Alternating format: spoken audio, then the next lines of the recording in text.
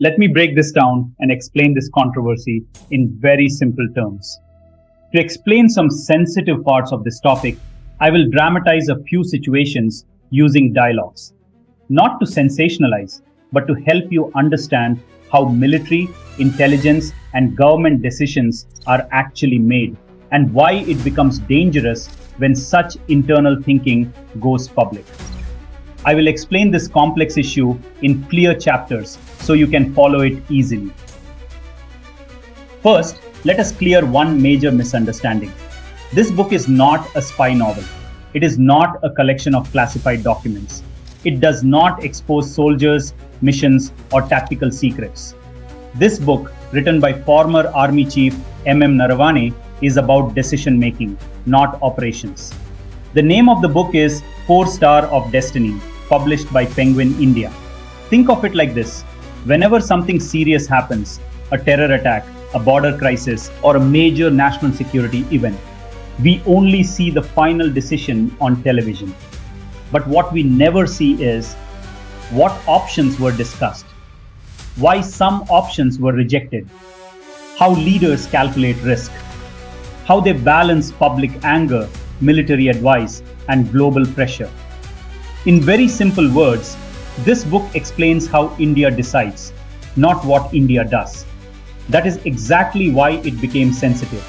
According to multiple journalistic and strategic leaks, the unpublished book allegedly covers the internal functioning of India's national security ecosystem, the role of intelligence agencies, the NSA's office, and political leadership, sensitive decisions related to Kashmir, Pakistan and China, covert diplomacy, crisis management after terror attacks. Most importantly, this book is believed to contain first-hand accounts, not academic theories. The controversy began because this book was never meant for public release. Yet, its contents quietly reached Rahul Gandhi at a politically sensitive time. The manuscript circulated informally among former officials, policy experts, strategic insiders. In this closed ecosystem, it functioned as an internal account, not a commercial book. Through these informal channels, a copy eventually reached the opposition leadership. And that changed everything. Because suddenly, this was no longer just a book. It became an insider narrative that appeared to support long-standing opposition claims about concentration of power, institutional sidelining, governance failures. The government's decision to block the book was not about criticism. It was about what kind of information the book contained. Unlike opinion pieces or memoirs, this manuscript reportedly described internal decision-making processes, strategic discussions, clearly identifiable individuals, some of whom still hold influence. This raised two serious concerns. First, national security and confidentiality. Second, political risk. Because an account written from inside the system carries far more credibility than outside criticism. Allowing publication would mean accepting an alternative insider-authored version of events. That is why the book was stopped. Not because it opposed the government, but because it challenged who controls the official narrative.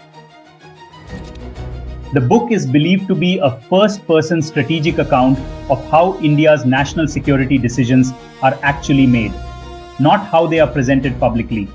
It reportedly describes an informal power structure inside the NSA's office, concentration of authority, trusted back channels, decisions that bypass formal ministries.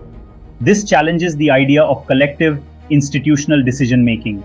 The book also allegedly touches on covert response doctrines, red lines and intent, actions considered but never acknowledged. Even without tactical details, revealing intent and thresholds is dangerous. On China and Pakistan, the book reportedly discusses internal debates during Doklam, Ladakh, major terror incidents. It allegedly points to gaps between public political messaging, actual military readiness. The book also exposes rivalries between intelligence agencies, political favoritism, assessments shaped to suit leadership expectations, and perhaps Most explosively, it reportedly describes foreign diplomatic pressure that influenced India's responses. Finally, on Kashmir, the book is said to present internal assessments that differ sharply from public success narratives. These are the five most sensitive disclosures that could give adversaries insight into how India thinks. 1. Pulwama Balakot. What people think India struck Pakistan after Pulwama. What the book allegedly explains. Who sat in the room? What options were discussed? Who supported which option? Some warned escalation, others warned weakness. Balakot was chosen because it looked strong, but avoided full-scale war. Publishing this reveals India's upper limit of response. 2. Doklam and Ladakh. Public message. No land lost. Situation under control. Internal reality. Intelligence warned of permanent changes. Officials privately had doubts. Public confidence was maintained to avoid panic. This teaches adversaries how India balances truth and reassurance. 3. How military options are filtered. Not all military ideas reach official piles. Risky options are discussed orally. Only safe options are written down. This shows India avoids actions that trigger global backlash. Predictability is not weakness, but it is dangerous. 4. Foreign pressure. During crisis, foreign governments call. Investors signal concern. Pressure builds quietly. India adjusts timing and scale, not intent. This tells others what kind of pressure works. 5. Kashmir after Article 370. Security improved, violence reduced, but internally, political dialogue stalled, trust remained weak. It admits security control is not the final solution.